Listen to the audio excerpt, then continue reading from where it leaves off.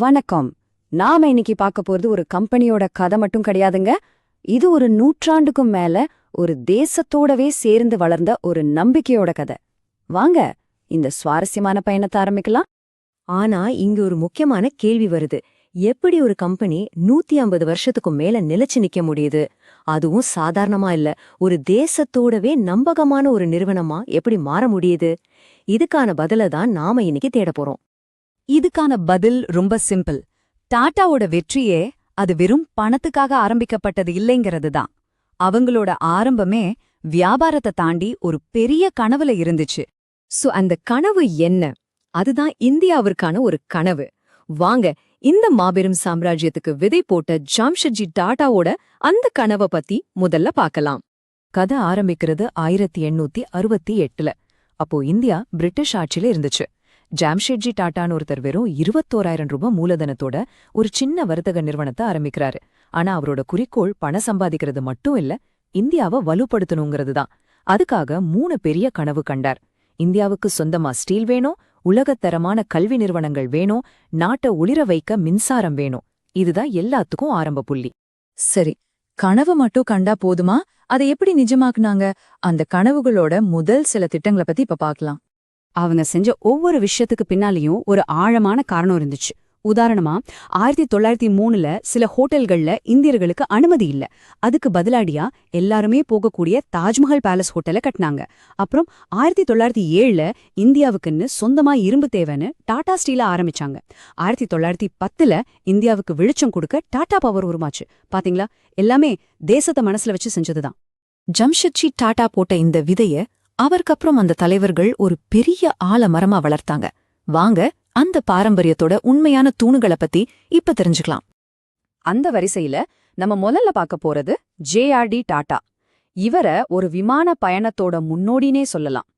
டாடா குழுமத்தை பல துறைகள்ல விரிவுபடுத்தி வேற ஒரு லெவலுக்கு கொண்டு போனவர் இவர்தான். ஜே.ஆர்.டி. டாடா செஞ்ச விஷயங்கள் ஏராளம். இந்தியாவுக்கே முதல்ல ஒரு விமான நிறுவனத்தை, அதாவது டாடா ஏர்லைன்ஸ், அப்புறமா ஏர் இந்தியாவா மாறுச்சு இல்லையா, அது ஆரம்பிச்சதே இவர்தான். அதோட நிறுத்திக்கல. டாடா மோட்டார்ஸ், இன்னைக்கு உலகமே கொண்டாடுற டிசிஎஸ், இதுக்கெல்லாம் விதை போட்டதும் இவர்தான்.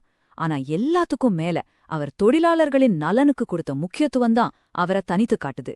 ஜே.ஆர்.டி. டாடாவுக்கு அப்புறம் இந்திய அளவுல இருந்த டாடாவை உலக அளவுல கொண்டு போன ஒரு தலைவர் வந்தாரு. அவர்தான் நம்ம எல்லாருக்கும் தெரிஞ்ச ரத்தன் டாடா. 1991ல பொறுப்பேற்ற ரத்தன் டாடா ஒரு பெரிய மாற்றத்தை கொண்டு வந்தாரு.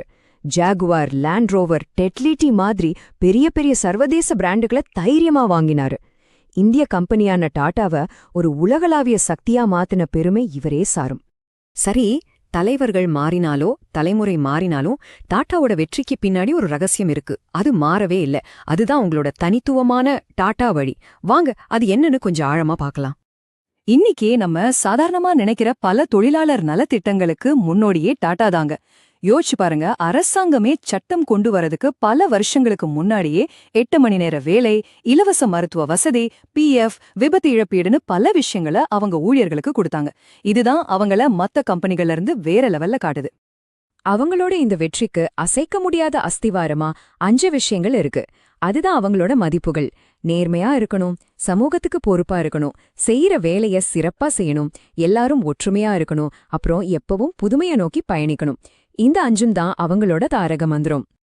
இப்போ நான் சொல்ல போற விஷயம் உங்களை கண்டிப்பா ஆச்சரியப்படுத்தும்.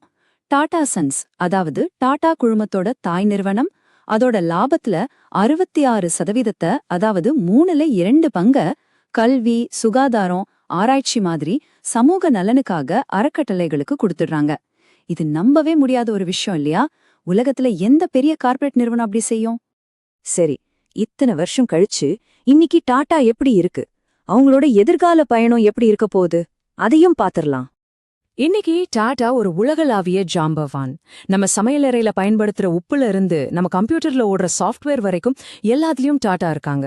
கார், ஸ்டீல், ஹோட்டல்ஸ், பவர், சொல்லிக்கிட்டே போகலாம். 100க்கும் மேற்பட்ட நாடுகள்ல இவங்களோட கொடி பறக்குது.